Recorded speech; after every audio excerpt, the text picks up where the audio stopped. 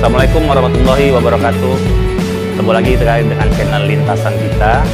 Nah, kali ini kita punya narasumber yang orang nomor satunya otomotif di Sumatera Utara, yaitu Ketua Pengprov Mimi Sumut, Abangda Faisal Arif Nasution.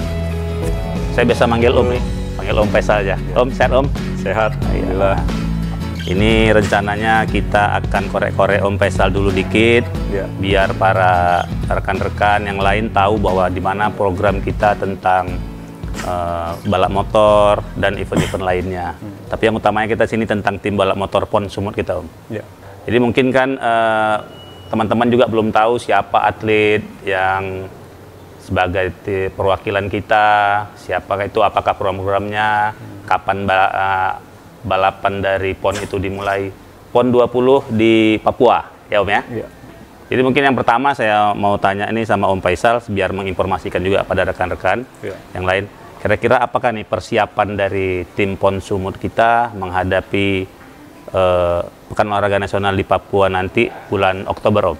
Oh iya, peserta untuk PON balap motor dari utusan Sumatera Utara ada 2 orang ya. Tentu persiapan itu sudah kita laksanakan jauh hari sebelumnya, karena kita juga kerjasama dengan KONI Sumut selaku pembina cabang olahraga di Sumatera Utara. Kita sudah melaksanakan 2 tahap kegiatan latihan, baik pun fisik dan skill. Di tahun 2020 sejak Januari sudah dilakukan secara terus-menerus kegiatan latihan fisik, dan lanjut di tahap kedua juga di akhir tahun 2020, bulan 11. Kita juga sudah melaksanakan kegiatan latihan skill untuk 2 orang pembalap. Tentunya secara terus-menerus kita lakukan monitoring dan evaluasi sejauh mana perkembangan latihan fisik ini bisa mereka dapatkan secara maksimal. Sejauh mana progresnya gitu ya? Meningkatkah atau turunkah? Makanya ada berkala secara apa namanya? Tadi itu atletnya si siapa namanya? Dery Irfandi untuk di atas usia 20 tahun. Iya, benar. Dan Dery Satio untuk 20 tahun ke bawah. Mungkin yang perlu kita sampaikan juga, kita kan nih PON-nya mundur 1 tahun. Jadi mungkin untuk tahun yang nanti ini umurnya juga ikut nambah, jadi nambah 1 tahun. Jadi makanya dari Irfandi si Dery Setio walaupun berumur 21 tahun memang udah masuk karena batalnya batalnya PON karena ada pandemi tadi. Benar. Mungkin kita ada rencana Om untuk try out keluar atau kemana untuk biar mereka juga bisa jumpa langsung sama saingan-saingannya lah, kalau bahasa kita orang Medan itu. Ya, pastinya ada. Di tahun ini sebelum pelaksanaan PON kita akan ke Pulau Jawa, ke Jakarta tentunya, salah satu sirkuit juga di sana.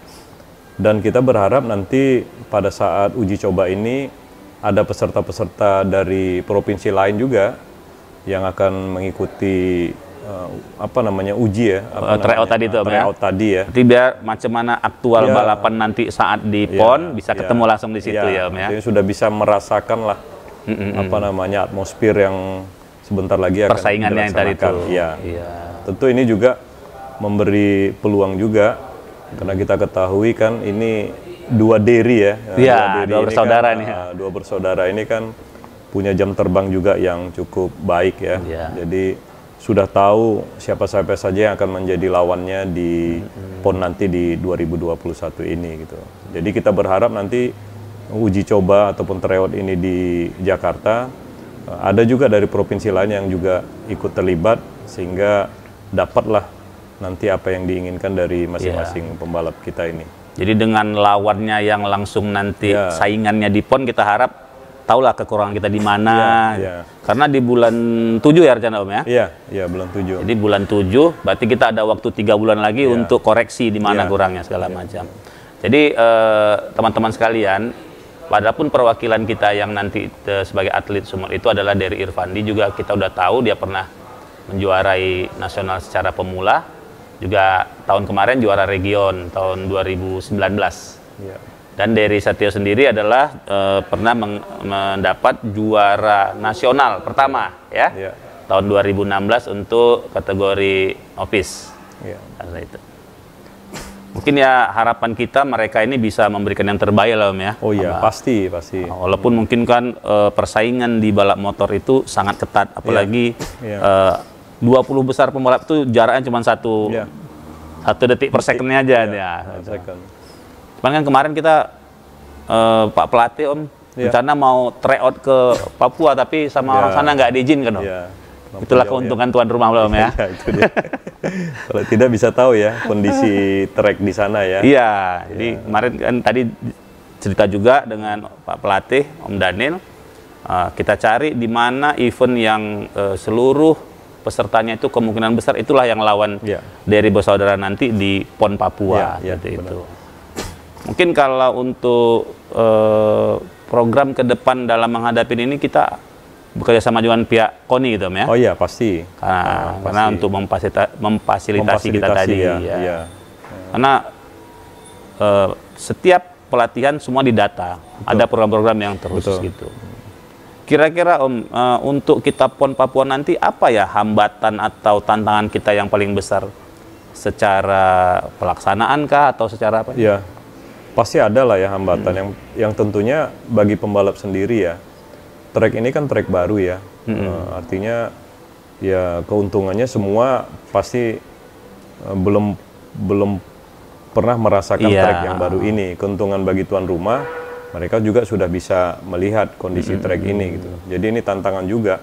Tapi saya punya keyakinan lah ya bahwa dua deri ini kan saya ikuti perkembangannya ya. Artinya di dalam kegiatan-kegiatan event nasional, regional, mentalnya sangat baik. Alhamdulillah Om ya. Sangat baik ya. Dan fisiknya juga secara terus-menerus kita genjot gitu. Jadi tentu kita tidak begitu ragu dengan tampilan dua bersaudara ini untuk kegiatan PON ini gitu. Jadi dengan mental yang baik, fisik yang baik, dan tentunya didukung dengan skill, khususnya juga pengalaman, jam terbang yang saya bilang, saya yakin walaupun treknya belum pernah dijajal, saya yakin mereka akan bisa kita harap mereka bisa adaptasi dengan cepat dengan waktu yang tadi cerita singkat cuman 4 hari Om dari mulai kita datang itu sampai terakhir itu. Berarti ada cuma 3 hari waktu kita untuk adaptasi dengan sirkuit, nyari racing line segala macam gitu. Hambatan lain ya tentu apa ya pemondokan lah ya, kita kan tahu Papua itu walaupun jarak tempuh yang cukup jauh, saya masih mendengar sarprasnya kan masih banyak yang belum maksimal. Oh, sarana dan prasarananya Om ya. Sarpras ya. Tentu kan ini sangat berpengaruh juga untuk tempat tinggal sementara di sana gitu. Walaupun sudah disiapkan, tentu ini kan menjadi hal yang baru beradaptasi kembali lagi untuk tempat-tempat sementara dalam menghadapi kegiatan PON. Karena tadi saya lihat jadwalnya juga dari datang sampai persiapan itu prepare untuk adaptasi dan itu sangat singkat sangat singkat. Mungkin karena efisiensi waktu dan biaya juga ya. Biaya. Jaraknya kan cukup jauh. Karena habis balap motor selesai langsung balik, langsung ganti cabang lain lagi seperti itu. Iya, benar. Itu tantangannya di sarana-sarana tadi ya. Iya, sarpras juga menjadi tantangan lah. Mungkin di luar itu Om ya, tentang apa kita ini tim balap motor, mungkin kita berharap semua yang mana dapat memberikan hasil yang baik. Kita juga doakan juga. Apakah itu dari kemampuan mental, fisik, dan latihannya, mudah-mudahan semuanya berjalan lancar. Karena kita takut juga Om nih, pas tryout ada cedera, waduh, benar. Gawat ini ya. Hati-hati juga nih. Kita harus pelatih juga harus senantiasa mengingatkan ini. Jangan Pak Pelatih gas terus Pak Pelatih, nanti gas terus cedera juga. Mau tampil all out, tampil all outnya pada saat latihan. Nah, ini kan juga harus pembalap. Kita tahu nih Om, kita dari bersaudara ini dari yang besar nih super fighter ya Om. Oh iya. Kita tahu kan. Makanya saya juga ikuti kok terus. Dan beberapa event yang saya lihat dia ya luar biasa. Mudah-mudahan Om ya kita apain kita. Kita juga minta doanya dari masyarakat Sumatera Utara, insan-insan otomotif. Kita doakan supaya kita bisa memberikan hasil yang terbaik. Harapan kita ya juga buat bangga Sumatera Utara lah. Kita kemarin nyaris-nyaris terus nih dapat medalinya. Yang awal kita udah dapat perunggu, mungkin tahun ini berkah nih untuk deri bersaudara. Harus dapat meraih medali emas. Ini doa kita juga bersama. Amin. Karena di samping usaha yang kuat, doa yang apa juga sangat dibutuhkan itu kestabilan emosi ya Om ya, karena benar. terlalu semangat juga jadi bumerang kan. Benar. Karena kayak Om Faisal kemarin bilang, PD sama takabur tipis kan. Kelewat PD di takabur ya Om kan. Benar. Nah, tapi yang mudah-mudahan kita jadi orang beruntung lah. Orang beruntung itu yang paling, karena semuanya bisa mendoakan supaya hasilnya baik. Mungkin Om Faisal, di luar itu kita kan cerita sedikit di luar tentang pembibitan di Sumatera Utara. Kita sekarang sehabis dari Satio, kita belum ada bibit-bibit baru yang menonjol. Kemarin saya diskusi dengan Om Daniel yang komisi balap motor, mungkin apakah ke depan kita punya program balap motor roda 2, kita punya program khusus untuk buka kelas, apakah itu pelatihan usaha dini itu bisa dijalankan ya Om ya? Apakah itu bisa masuk program dari IMI Sumut ya Om? Iya, kita kan pastinya target kita selain 2021 ada target ke depan ya, jangka panjang. Tentunya PON yang akan datang juga. Kita tuan rumah Om ya, PON kemarin itu ya? Tuan rumah, Aceh Sumut menjadi tuan rumah. Ini kan menjadi tantangan juga. Tentu kita berharap ada diri-diri yang lain dengan kita melakukan pembibitan di usia di bawah 17 tahun ya. Jadi kita menjaring anak-anak SMA yang kita ketahui kan masih banyak juga balap-balap liar. Kenapa nggak kita tampung aspirasinya, kita punya sirkuit milik Pemprov. Kenapa nggak kita lebih banyak membuat event-event khusus lah ya, kelas-kelas khusus. Kelas-kelas khusus ya. Kelas-kelas khusus yang dalam artian kita bisa melihat dari kualifikasi umur dan lain sebagainya gitu. Jadi ini menjadi target juga, sehingga masih ada waktu 3 tahun atau 4 tahun. 4 tahun lagi Om ya. 4 tahun. Ya di 3 tahun itu kalau kita genjot, saya yakin akan melahirkan pembalap-pembalap yang potensial. Tapi kita harus kerja keras karena kondisi saat sekarang ini kan juga kondisi pandemi ya. Jadi kalau kegiatan-kegiatan yang tidak menghadirkan penonton pasti bisa. Tapi kan kita khawatir maksud hati tidak menghadirkan penonton karena serunya pelatihan tersebut karena suara mesin yang kencang dan sebagainya, itu kan menjadi daya tarik orang juga untuk melihat. Masyarakat melihat. Ini juga memang menjadi problem juga di masa pandemi ini gitu. Jadi memang harus kita menyikapinya dengan bijak juga. Dengan bijak juga untuk bisa mendapatkan bibit-bibit yang potensial. Jadi pembibitan tetap jalan, tapi protokol kesehatan kita jaga juga. Kita juga nggak mau kita membuat orang calon atlet kita kena COVID pula ya Om ya. Seperti itu ya kan. Jadi mungkin itu ya, mungkin ada program untuk pelatihan usia muda, usia belia akan kita buat di program IMI Sumut. Mungkin ada rekan-rekan untuk adik, ponakan atau anaknya. Nanti kita akan mulai. Tapi kita mungkin mulai kapan nih Om ya kita kira ya, menghadapin apa ini? Kan udah nggak sabar nih para pembalap nih. Iya. Kita masih menunggu sih. Kalau event saya yakin sekarang ini sudah hampir 1 tahun ya. Iya, pas 1 tahun ya. 1 tahun tidak ada event ya. Artinya kerinduan para dunia otomotif khususnya roda 2 ini kan luar biasa ya. Betul. Luar biasa. Kapan nih gitu. Tapi namun demikian kan pemerintah juga kan masih kondisi pandemi ini belum bisa memberikan izin ya, memberi rekomendasi untuk izin keramaian gitu. Jadi memang kita serba salah sih ya, kalaupun ada membuat latihan-latihan bersama ini juga sering ditafsirkan berbeda karena ada kerumunan dan sebagainya gitu. Iya, malah dianggap event liar gitu ya. Betul.